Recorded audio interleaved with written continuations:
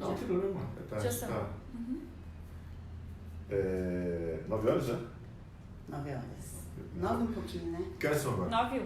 9 e 2. Então vamos começar. Maravilha. Tudo ok aqui? Tudo perfeito. Maravilha. Boa noite, então. Boa noite. Como é que vocês estão? O pessoal deve estar chegando ainda. A gente está Estamos entrando aqui. nos preparativos aqui, ajustando o áudio. Estão ouvindo bem? Não sei se vocês estão ouvindo a gente. Está ok? Tem gente assistindo. Aqui também no da Lourdes, está ok? Dá uma olhadinha, Mari, aqui. Também já tem gente assistindo. Ótimo. Tá.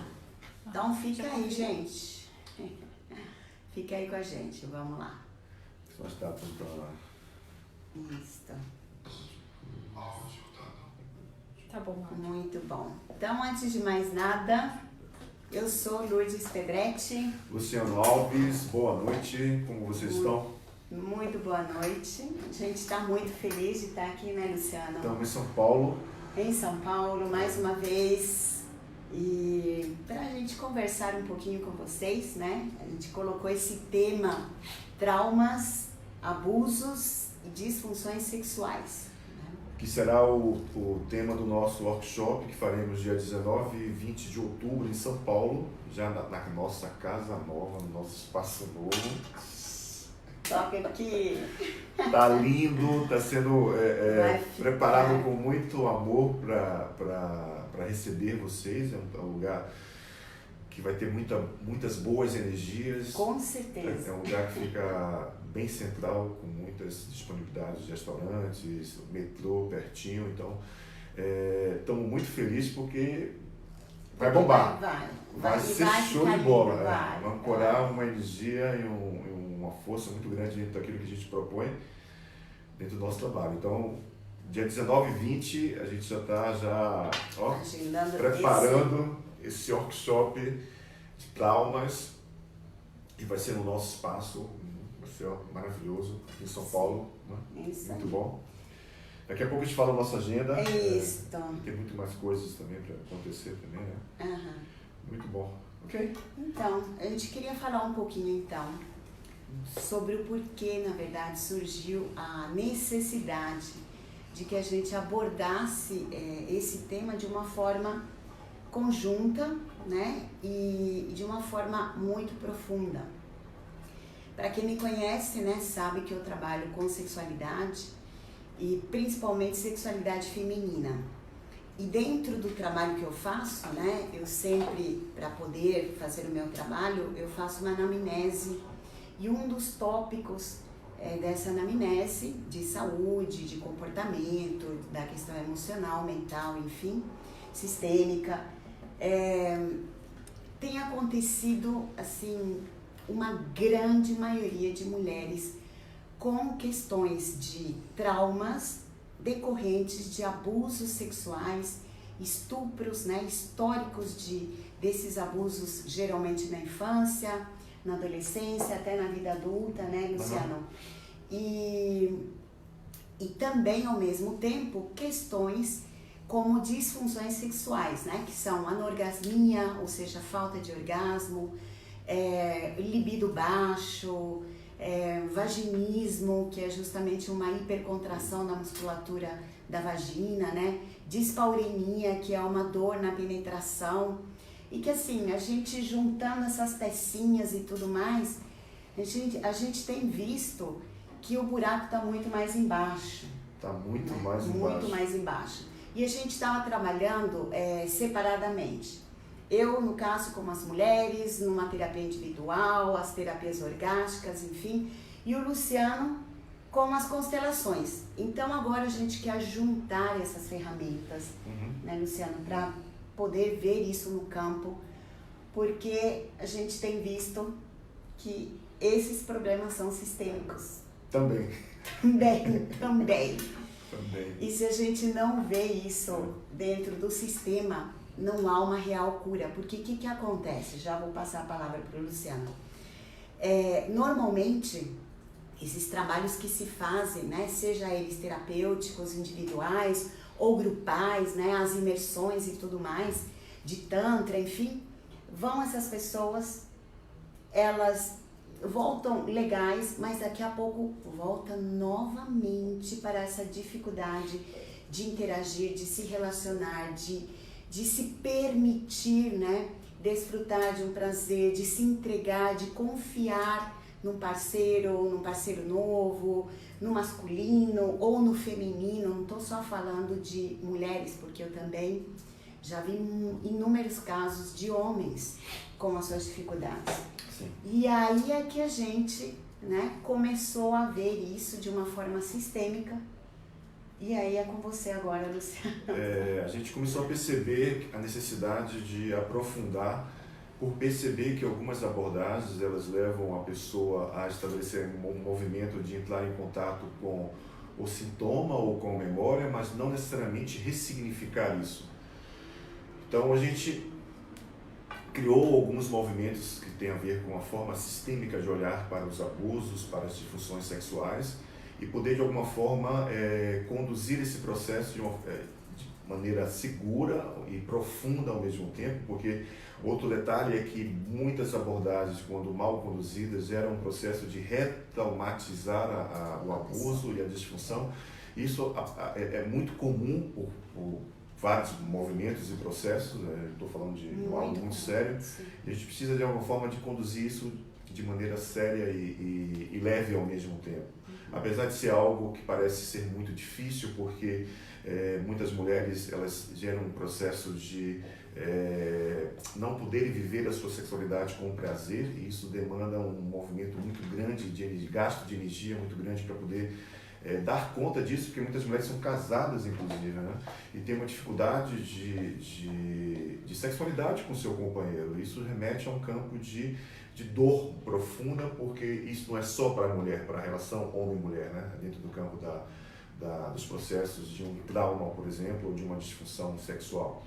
Então, esse movimento que a gente propõe é justamente trazer essa consciência através do pensamento sistêmico, através de movimentos corporais, através de dinâmicas que vão facilitar o campo da experiência para que você possa, de forma amorosa, estabelecer um contato profundo com aquilo que mais é difícil dentro do seu processo de sexualidade ou do seu processo dentro da sua relação afetiva com a sua sexualidade ou dentro de um sintoma ou de uma doença. A gente compreende que todo o processo de sintoma ou doença, por exemplo, ou dificuldade dentro do campo da sexualidade está muito relacionado à forma como nós aprendemos dentro do consciente maior, daquilo que aprendemos dentro do inconsciente dos nossos pais. E o quanto isso remete a uma dinâmica de conflito e bloqueios, muitas vezes, né, pela forma como a gente aprendeu isso. Sem falar, por exemplo, dos abusos que acontecem no decorrer da história. E abusos não são só abusos sexuais. Você pode ter um chefe abusivo, você pode ter um pai abusivo, uma mãe abusiva, um marido abusivo. E isso remete a um campo também de atrair esse processo a partir daquilo que é a forma como você se relaciona com as emoções aprendidas do seu sistema. Então a gente vai poder nós vamos olhar juntos para esse campo dessa experiência, onde a gente vai poder acessar essa memória que faz parte de um inconsciente coletivo a partir da sua história e estabelecer um movimento de ressignificar isso. É um campo profundo porque remete a uma dor profunda e esses fantasmas acabam acompanhando a gente durante muito tempo na vida, né? E esses fantasmas estabelecem um movimento de pânico, de medo, de travar, de fazer com que você não consiga estabelecer um movimento de fluidez na sua sexualidade ou dentro de um sintoma, por exemplo, né? O ato do vaginismo, por exemplo, que é a contração dessa musculatura da vagina, ela está muito conectada, estabelecida a essa criança, a nossa criança, a sua criança interior, que de alguma forma viu inconscientemente essa mãe não tendo prazer sexual. Ou seja, o papai penetrava a mamãe, o homem penetrava a mulher, e essa criança, por memória celular, estabelece um movimento de contrair, de contração, por sentir inconscientemente esse movimento de não prazer no campo da experiência. Olha que interessante. É muito mais comum do que a gente possa imaginar que boa parte ou a maioria dos sintomas são processos psicossomáticos, digamos assim, né? E esses processos psicossomáticos vêm dessas heranças ancestrais e que estão de memória celular dentro de cada um de nós. Então, só estou dando um exemplo de um sintoma. Cada sintoma tem uma dinâmica sistêmica familiar conectada. E a gente vai poder olhar para isso através de movimentos sistêmicos, por exemplo, e também movimentos corporais que são essenciais para a liberação também de sintomas, né, Lourdes? Exatamente. Luciano, e uma outra questão que é muito interessante, né? A sexualidade é um tabu, né? Histórico, é um tabu cultural e é um tabu familiar também. Pode ser um tabu familiar ou pode não ser um tabu familiar, mas que de repente uma criança, né? Aliás, um ente familiar, um filho, apresenta assim, uma limitação. Um problema sexual, mas aí ele teve pais que, né, que lidaram com a questão sexual de uma forma leve, enfim, da onde vem isso? De onde vem isso? De onde vem isso? Né? E isso aí, por exemplo, meus colegas assim, que trabalham também com sexualidade, né, nós que somos pais, supostamente somos super liberais, né? Então nossos filhos, eles olham e falam, pelo amor de Deus, você tá louca? Né? O que está acontecendo e tal? E normalmente os filhos de pessoas assim acabam tendo problema, mas da onde vem isso? Good. Da ancestralidade. Good question. Então, assim... Não necessariamente o princípio de uma mãe ou um pai liberal, né, dentro do campo da sexualidade, vai gerar um movimento de ter um filho saudável. Sim. Porque muitas vezes essa liberalidade desse casal pode estar conectada a uma repressão da sexualidade desses pais, respectivamente. Exato. E esses filhos na ponta do sistema podem se conectar a esse campo de expressão, porque pais liberais, avós não liberais, filhos em conflito interno. Onde eu vou? Né? O que é bom, o que é melhor? Então, todo esse processo está no campo do inconsciente, não tem jeito. É uma memória celular estabelecendo um sintoma. É impressionante isso. Cada vez que eu atendo alguém que tem uma disfunção sexual, que tem uma dificuldade com a sexualidade, a gente vai simplesmente também conectar com esse processo, né? Não é só o aspecto fisiológico. O aspecto fisiológico é uma representação de um aspecto emocional, de uma emoção inconsciente estabelecendo um sintoma, uma doença. Tá? E algo que eu acho assim super interessante, né, na visão sistêmica, tudo aquilo que é segredo gera o quê, Luciano? É um problema, né? Um segredo. Todo segredo, ele gera uma disfunção, ele gera um conflito. Um conflito, né? Eu sempre falo que existem bons segredos. Sim. E os bons segredos é aqueles segredos, são segredos que os pais estão em paz, estão tranquilos em relação a esses segredos. Por exemplo, um pai e uma mãe que tiveram um aborto, provocaram um aborto.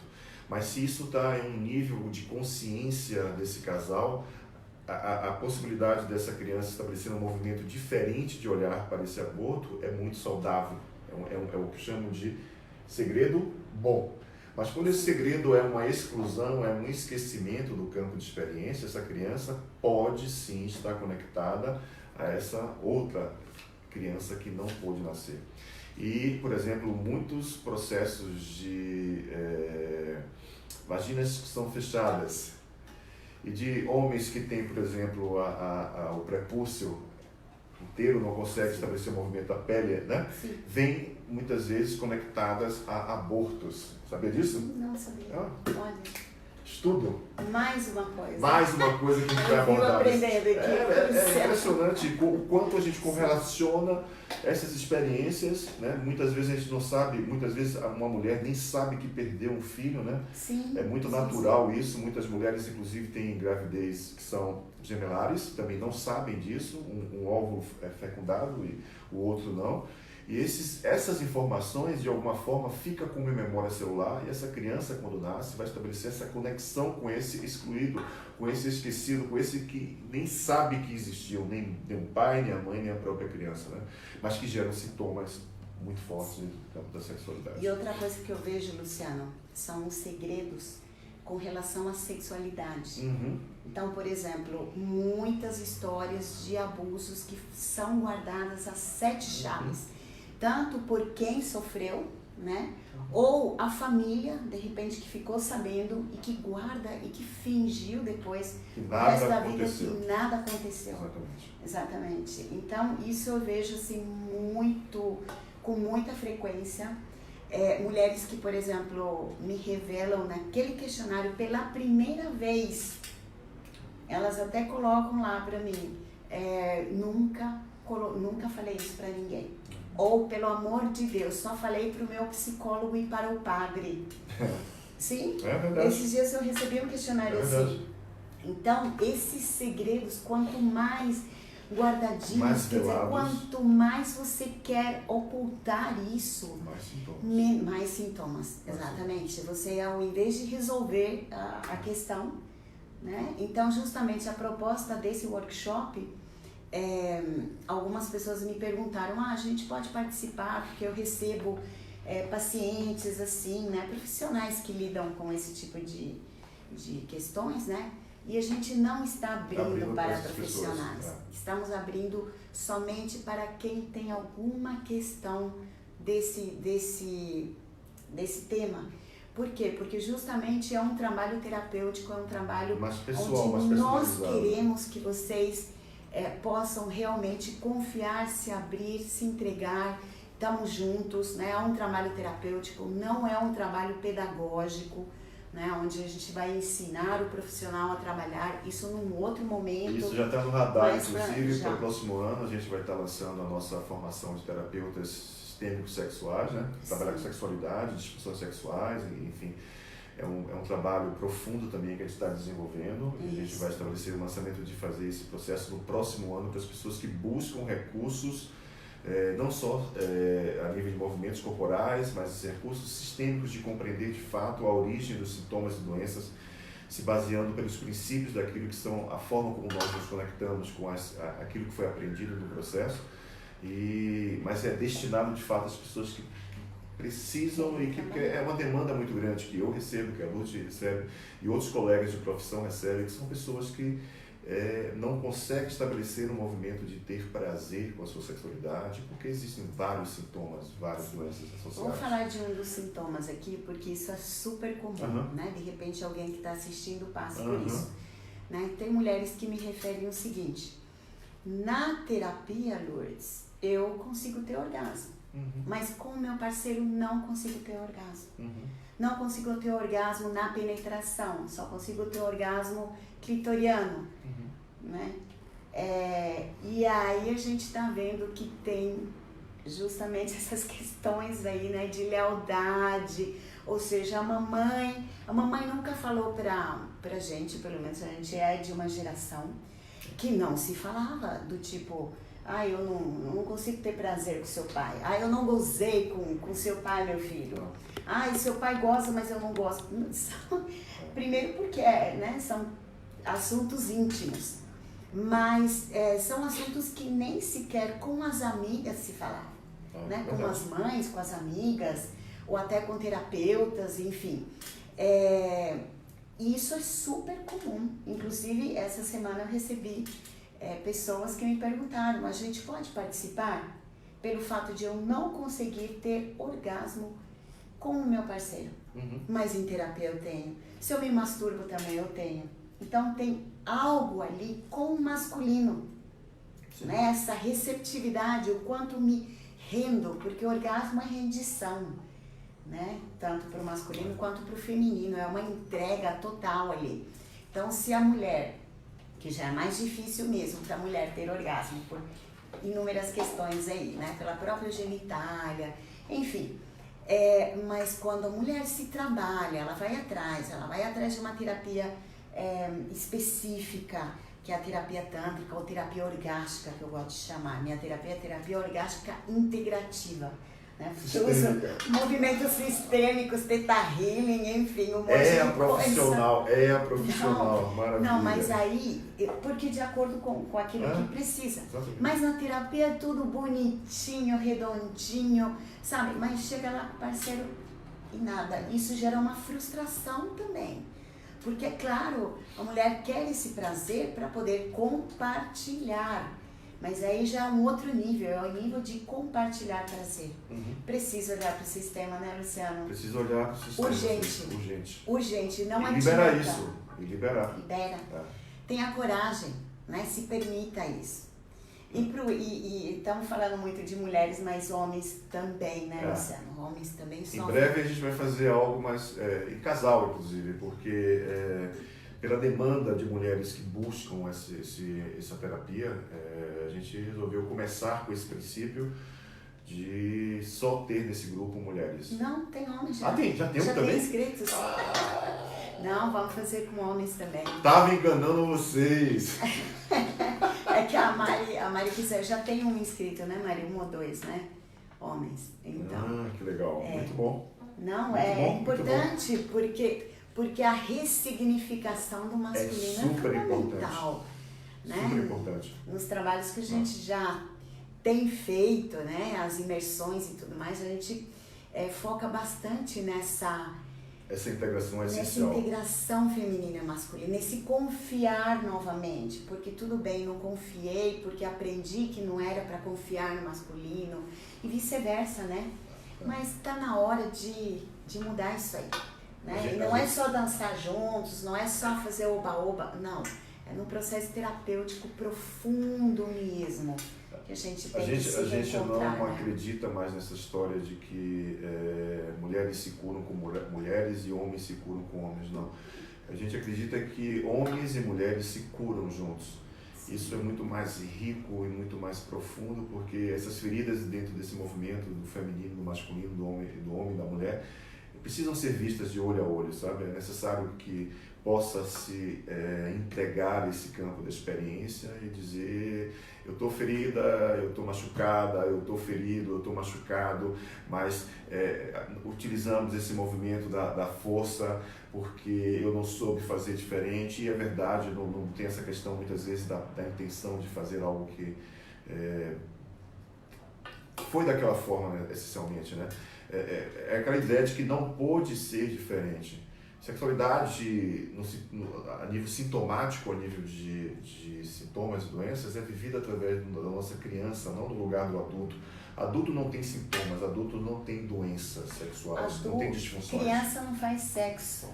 Criança não. Exatamente. Então, assim, adulto. Criança tem outras brincadeiras. Ela pode até ter brincadeira sexual. Que, aliás, esse é um tema que eu queria. Como que estamos em questão de tempo? Porque essa é uma questão que precisa ser esclarecida. Tá? Precisa ser esclarecida, porque também por conta dos questionários, né? A questão de abuso, ela está, por ter sido muito tempo um tabu muito grande, né, e ter sido segredo, né, muitas pessoas não sabem até onde isso é um abuso, até onde não é. Então, por exemplo, no questionário algumas mulheres revelam assim: sofri abuso pelo meu priminho, eu com 4 anos, ele com 6 anos. Ou eu com 6, ele com 7, 8. Isso é um abuso, Luciano? Você não. Como psicólogo? Não. Fala aí. É um movimento da ludicidade, da descoberta da criança.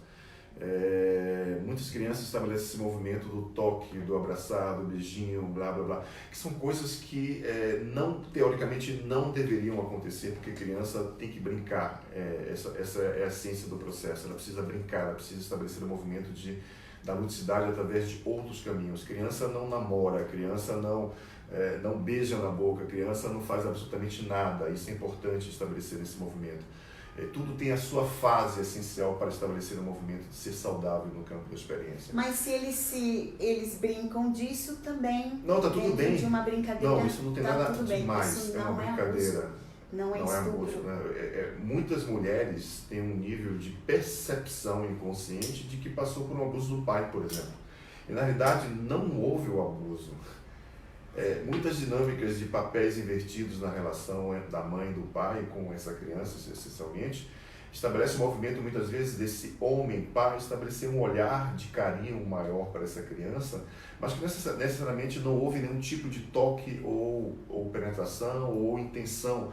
Isso está dentro desse inconsciente coletivo do sistema, na realidade. E não houve abuso. Então a gente consegue detectar esse campo dentro da experiência para poder desidentificar isso e colocar você no seu respectivo lugar do processo. Isso é importante também. Quando você fala assim, bem tecnicamente, né, significa simplesmente isso. Cada caso é um caso. Cada caso tem que ser analisado, né, dentro do seu tem contexto. Não.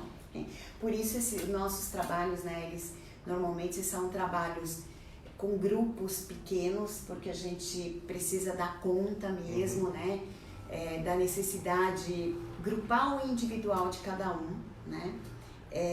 Mais uma vez, para quem não chegou no início, a gente está falando sobre o tema do nosso próximo workshop, que chama Traumas, Abusos Sexuais e Disfunções Sexuais. Tá? Ele vai acontecer em 19 e 20 de outubro, em São Paulo. Em São Paulo. E a gente vai fazer esse trabalho, que é um trabalho terapêutico de ressignificação desses traumas, né?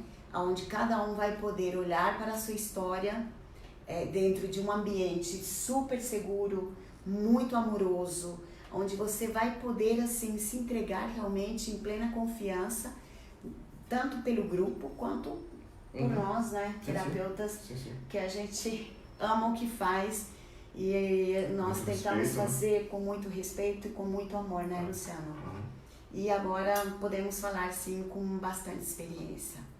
Então, convidamos você a fazer parte desse movimento, que vai ser um processo único mesmo de poder ressignificar sintomas, doenças, abusos e poder estabelecer um novo processo na sua vida, poder estabelecer um movimento de poder viver a sua sexualidade com prazer, de fato, do lugar do adulto. Isso é essencial e fundamental para que você possa estabelecer um campo de se tornar forte na vida, de crescer na vida, né? Tem pergunta aí?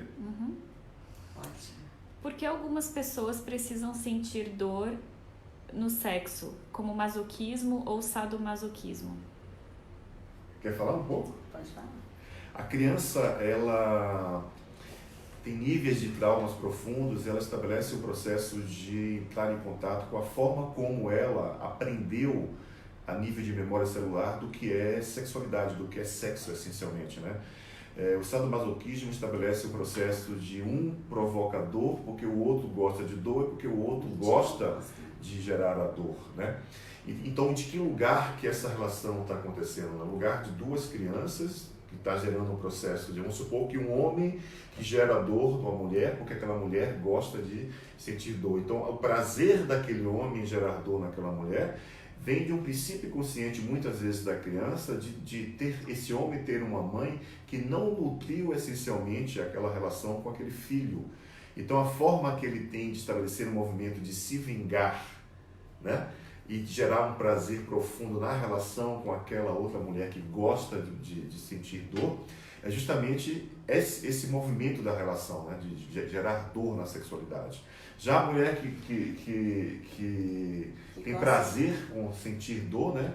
Vem com o campo da experiência de carregar a dor das mulheres no seu sistema, de carregar a dor de todas as mulheres que não puderam ter uma sexualidade saudável, uma sexualidade prazerosa no campo da experiência. É muito comum perceber esse padrão sistêmico em pessoas que desenvolveram o movimento do sadomasoquismo, por exemplo, né?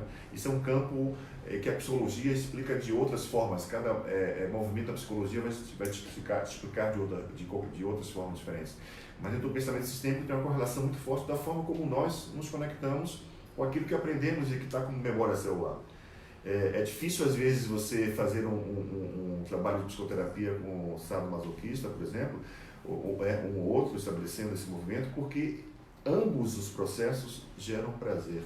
E tudo aquilo que tem prazer é um movimento a mais que te conecta com a criança. Olha que interessante. Com a criança que não pôde, que não soube fazer diferente. Sim. Impressionante isso. Posso fazer outra? Pode fazer. Posso complementar? Pode começar, claro. E a gente aqui não está falando que o sadomasoquismo é errado. É errado. Não é isso. isso. Estamos falando certo ou errado. Estamos falando de uma dinâmica. Simplesmente o que leva, na verdade, a pessoa a buscar esse tipo de relação. Porque, na verdade, a sexualidade ela tem inúmeros níveis. Né? A sexualidade ela pode levar até, por exemplo, uma relação de casal, casal pode até chegar ao nível de iluminação espiritual. Porque justamente ela tem vários níveis. Então, é simplesmente o nível. Se você está satisfeito nesse nível. Se é isso apenas o que você busca, enfim, né? Maravilha. Mas entenda o que te levou a buscar isso. Te traz a consciência do que motiva você ter a sua sexualidade, ou uma disfunção, ou um padrão, trauma dentro da sua sexualidade, dentro de um padrão daquilo que você vive, buscar a compreensão dessa origem, né? E trazer paz para você. Não é que você vai deixar de ser sadomasoquista, né? Não é isso, você vai simplesmente ter consciência, vai te dar outros níveis de prazer. Esse é um campo específico do pensamento sistêmico. Tem outra pergunta? Tem. Existem pessoas que foram abusadas e que não tenham a memória disso? Sim. Apaga-se a memória. É o que mais a gente atende. Não tem a consciência Existe a dor, existe a consciência da memória celular, mas isso não vem para a consciência cognitiva do processo. Porque a criança, teoricamente, ou ela vai gerar um campo de dor profunda, ou ela vai gerar prazer no ato do abuso. E se isso gerou uma dor profunda, essencialmente, ela vai apagar, porque ela, mesmo criança, ela vai dizer, isso não é correto, dentro do campo da experiência. Então, muita gente apaga na memória essa experiência e vai aparecer vários sintomas no dia a dia, como a dificuldade de orgasmo, como a dificuldade de entrega, de toque, de penetração, a dificuldade de relaxar dentro do campo da experiência, porque a contração estabelece um movimento de medo e insegurança de se entregar. Sim. Né? Então, muita gente sim passou por abusos na infância, em uma fase da vida, e não se lembra disso. Olha que interessante, tem muita gente, principalmente muitas mulheres, que também carregam a sensação de que foram abusadas, mas na realidade elas não foram abusadas. Quem foram abusadas foram, por exemplo, as suas mães ou as suas avós. E isso, por memória celular, é transmitido também, e uma mulher acaba carregando, além da informação de ter sido abusada, que ela não foi abusada, sintomas que vêm de ter sido abusada. Olha que louco isso. Mas é muito mais comum do que a gente possa imaginar. E tem a seguinte questão também, né? O medo que se coloca, por exemplo, um pai e uma mãe que vivam pensando o tempo inteiro, nossa, cuidado, toma cuidado aqui, aonde ela vai. Esse medo que com certeza tem coisa ali por trás, por isso a pessoa tem esse medo, isso faz com que se criem couraças, né? Tanto na região genital quanto na região lombar, no bumbum, no culote da mulher, na parte interna das coxas, né? Se criam já essas couraças sem a menina ter passado por nada, simplesmente pelo medo da família, da sociedade, da escola, né? E não só menina também. Menino também. Existem casos de filhos super protegidos, né? Principalmente protegidos. Olha, você só pode ter relações sexuais depois que casar, você só pode ter relações sexuais depois que você tiver madura e blá, blá, blá, blá. Vai engravidar. Vai engravidar, você precisa... São muitas crenças que são jogadas nisso. Olha, e as couraças... Se transar antes de determinada idade, Deus castiga. Exatamente. E aí lá vai. São muitas crenças que vão sendo estabelecidas dentro do imaginário, tanto de meninos quanto de meninas. E isso gera um nível de adoecimento muito profundo. Porque, por exemplo, um caso de uma criança de 3 anos que eu atendi durante um bom tempo, onde ela tinha um nível ela não podia ver uma ponta de um sofá, por exemplo, que ela sentava na ponta do sofá e começava o processo de fricção, de friccionar a vagina, de masturbação, e isso gerava um prazer incrível naquela criança. Ela não podia ver um colo, que ela sentava numa posição onde ela tinha esse movimento profundo de busca pelo prazer, né? E vinha de uma mãe que tinha sido abusada de fato, né? Várias vezes pelo pai dessa criança, inclusive, onde ela reprimiu essa sexualidade. Vinha de mulheres, porque era um sistema, ela tinha descendentes indígenas, por exemplo, vinha de sistemas de descendentes indígenas que passaram dentro do inconsciente da experiência muitos abusos também, e o quanto essa criança, de alguma forma, estava dizendo para a mãe, exacerbando isso, olha, a sexualidade é prazer também, né? Você reprime, eu extravaso, mamãe, como campo da experiência. E isso gerava uma dor profunda naquela mãe, ver o nível de prazer daquela criança. Olha que forte isso. Né? Quando a gente começou a compreender através do pensamento sistêmico as dinâmicas ocultas que estavam por trás daquele comportamento, aquela criança começou a ter um nível saudável de não mais ter a necessidade de ter esse excesso de campo de experiência através da sexualidade, porque a mãe começou a tomar a sexualidade como uma prática na vida dela através de uma nova relação. Então, olha como isso ficou lindo e equilibrado no sistema, né? São muitos casos que a gente atende que faz com que a gente possa olhar de uma forma muito mais o que está por trás do comportamento, né? Sim. O que está por trás daquela emoção, daquele sistema que gera aquele padrão de comportamento. Então, isso é maravilhoso, poder perceber e poder olhar para as relações e a relação com o seu próprio corpo a partir dessa perspectiva sistêmica. Sim. Muito bom. Mais alguma pergunta? Mari, tem alguma pergunta ali no Instagram? Não? Tá. Muito bom. A impotência sexual pode ser causada por algum tipo de abuso na infância? Quer falar? Então, a impotência a gente tem que ver várias coisas. São várias possibilidades. Várias coisas. Por exemplo, o uso de medicamentos, né? Tem medicamentos... como medicamentos para transtornos psiquiátricos, para o coração, enfim, que reduz a libido. Que reduz a libido, depressão. Diminui a quantidade de testosterona no organismo masculino, por exemplo. Isso. E aí, então, é por isso, né? Esses são os aspectos fisiológicos, ou seja, gerados por agentes externos que vão influenciar no processo da ereção, por exemplo. Disfunções cardiopáticas também geram processos de disfunções eréteis, disfunções renais também geram processos de disfunções eréteis. Mas mesmo esse campo da experiência, ou seja, uma doença que gera uma outra doença, que é a disfunção, isso vem de um processo lá de trás, isso vem de um processo de aprendizado da criança inconscientemente. E a criança, sabe, uma mãe abusiva para um menino, por exemplo, estabelece muitos homens, eu já tratei muitos homens com mães abusivas, que não conseguia ter ereção. Isso é uma forma de abuso também. E posso acrescentar uma coisa ali? O pênis do homem que tem uma mãe abusiva, né, ou uma criança que vive submetida a medos, né, ela está em constante medo de pai, de mãe, principalmente a mãe. Esse pênis, o que ele faz? Ele retrai, ele contrai e ele, ao invés de crescer e dar o seu potencial, porque cada um tem uma estrutura física em potencial, né?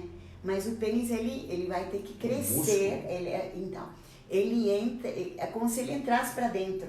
Isso a gente viu muito nas terapias tântricas, né? Orgásticas, pênis que não cresceram mais ou menos uns 4 dedos, que ficaram para dentro. Aí você vê o histórico desses homens, né? E tinham comportamentos abusivos por parte dos pais. Na minha experiência clínica, boa parte dessas disfunções eréteis são provocadas por mães abusivas. E mães abusivas não necessariamente mães fortes, castradoras, Lourdes, mas mães coitadinhas. Mas são abusivas. Que também é um abuso, né? Nesse campo da experiência. Nossa. Por exemplo, uma mãe vítima, né? Mamães que desejaram uma menina e nasce um menino. Isso gera em muitos homens disfunções eréteis. Uma mãe que colocou esse filho no lugar do pai.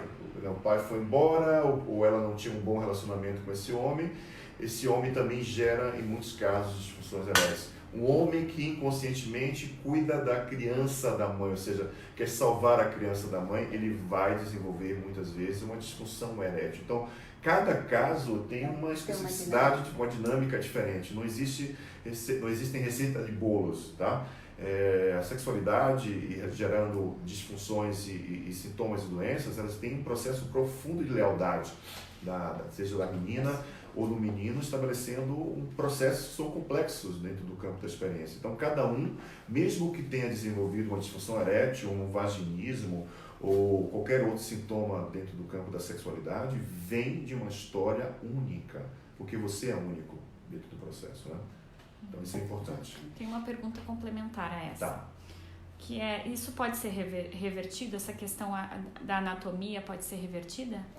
Tanto a questão da anatomia, quanto a questão da não ereção ou da própria ejaculação precoce, ou da frigidez, seja lá o que for, do vaginismo, isso pode sim gerar um campo de ser ressignificado, através de práticas de exercícios, através de práticas de exercícios do próprio órgão genital, utilizando as terapias tântricas específicas para isso, através de movimentos que são também gerados através de constelações, movimentos sistêmicos. Isso pode sim ser ressignificado, tanto a questão muscular, ou seja, da musculatura peniana ou da vagina, quanto o aspecto do sintoma inconsciente, da emoção inconsciente que gerou aquele processo. Isso sim pode ser ressignificado. Como todo processo, é um nível de tratamento. Para muitas pessoas isso pode ser uma dinâmica mais rápida, né, Lúcia? Sim. Para outras pessoas tem um nível de processo um pouco mais demorado, mas é possível, se você está aberto a esse campo da experiência, de ressignificar esses sintomas e poder estabelecer um movimento de ter uma vida saudável, sexualmente falando, saudável, né? Muito bom. Mais alguma pergunta? E a mulher que tem a vagina encurtada? A vagina encurtada. Que sente dor na penetração profunda? Normalmente as mulheres que têm uma vagina com um tamanho menor são mulheres menores, né? São mulheres pequenas. Então você não vai encontrar um mulherão com uma vagina pequenininha. Então é proporcional. E aí, é claro, nossos ancestrais taoístas, né? Que existe todo um estudo que o taoísmo fez antigamente, e que tem um mestre na Tailândia que chama Thaktiya, né? Ele resgata esses conhecimentos. Ele mostra como na antiguidade se escolhiam os parceiros, né?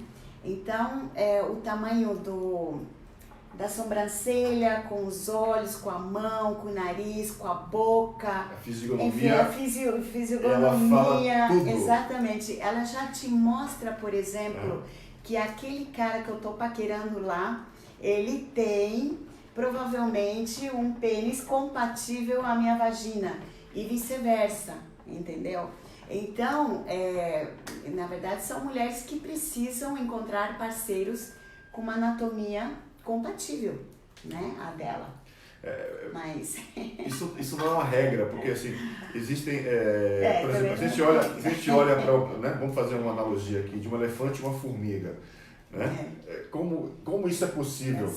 Existem casais que têm essa possibilidade de estabelecer um movimento, porque sabe aquela história da tampa e da panela? Tem muito disso, eu conheço muitos casais que têm esse movimento profundo, mas outros casais têm níveis de complexidade para isso. Então, é importante também ver essa questão da alquimia no sentido maior, né? Esse tamanho porque se com todo parceiro essa pessoa sente dor, aí é um problema, entendeu? Se não for com pênis compatível, por exemplo, se for um pênis compatível, ela não tem dor. Aí é uma questão mesmo fisiológica, né? Anatômica, aliás. Mas, se com todo homem ela sente dor, ali tem memórias. Que precisa ser visto. Memórias. Lúcia, me fala uma coisa, existem exercícios que podem melhorar essa questão da vagina, do canal da vagina curto? Existe? Não, o tamanho não vai crescer. Não cresce, mas não. Tem essa mas questão sim, claro, a flexibilidade, a elasticidade, sendo o próprio trabalho da ionoterapia, né? Muito bom. O ovo, com o falo, a terapia orgástica, enfim. Pode ser mais uma agora só para encerrar? Sim. E outra coisa, o pessoal pode fazer as perguntas, deixa ali que depois a gente responde. Até porque é importante, e não somente, se você não se sentir à vontade de escrever aí, pode mandar inbox no direct pra gente, que a gente responde. O que nós queremos é que vocês cheguem nesse trabalho. Porque justamente chega de segredos.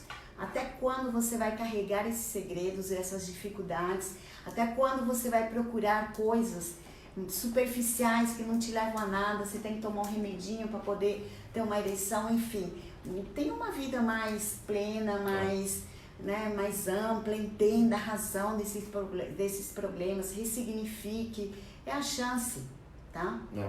Então, lembrando a você que está ouvindo a gente agora, inclusive assim, a gente vai estar mais juntos a partir de agora, porque a gente tem uma novidade que a gente não vai falar agora, que é novidade, então, que é novidade a gente não vai falar agora, mas a gente vai estar mais juntos agora, em São Paulo inclusive, e vamos fazer mais lives com mais temas diversos na área de relacionamento, sexualidade, sintomas, muitos temas bem interessantes e legais, eu e a Lourdes, e para que você possa ter mais informações, para que você possa saber que existem recursos que podem estabelecer um movimento de fazer com que você tenha uma sexualidade mais saudável no campo da sua experiência, tá?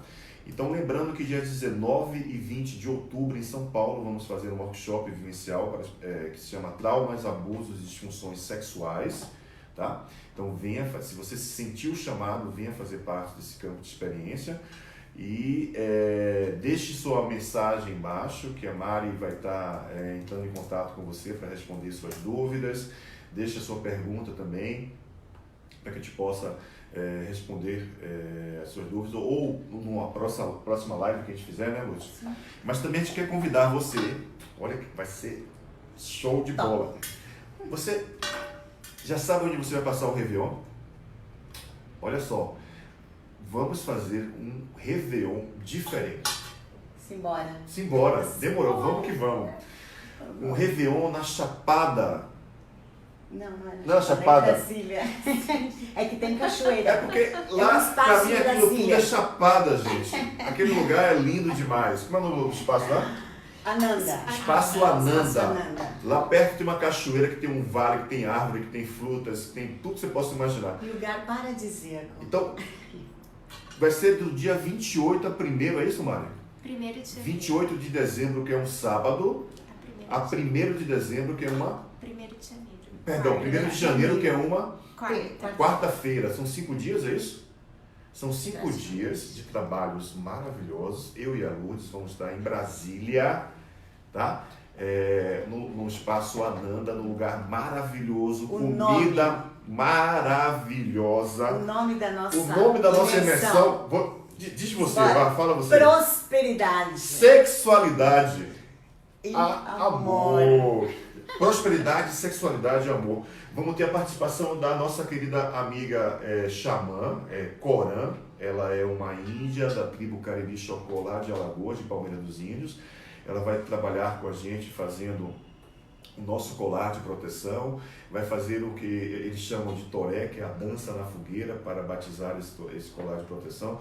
Vai ter banho de folha, vai ter fogueira, vai ter respiração, vai ter movimentos corporais, vai ter constelação. Vai ter muita dança, vai ter muita coisa legal, caminhada, acordar de manhã cedo, tomar banho de piscina. Vai ter muita risada. Isso eu adoro fazer. Muito abraço, muito choro de emoção. 28 de dezembro a 1º de janeiro, venha passar o Réveillon com a gente lá em Brasília. E vamos ter uma purificação do intestino também. Com a nossa amiga com a Adriana, ela vai fazer a purificação do intestino. Esse babado é forte e bom, tá bom?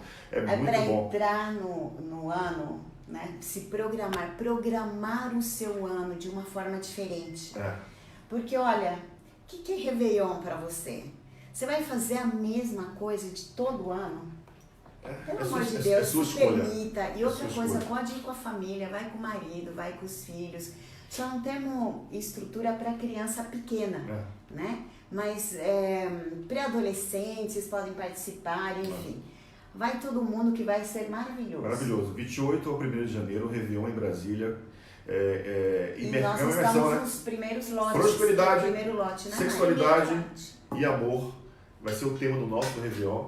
Tem um caldeirão maravilhoso para a gente preparar o nosso banho de folha com essências florais. Ai, que delícia. Eu quero tomar banho desse negócio aí todo dia. É todo dia. Vou falar com a Corã para poder fazer banho pra gente todo dia, para tirar o que eu chamo das zigue-zilhas. Essa zigue-zilha precisa ir embora. A gente chegar em 2020, ó, com muita força. Na prosperidade, no Exatamente. tesão de viver, né? Muito bom. E amor por tudo que é ao nosso redor. Então, 19 e 20 de outubro, workshop Traumas, Abusos e Disfunções Sexuais em São Paulo, tá?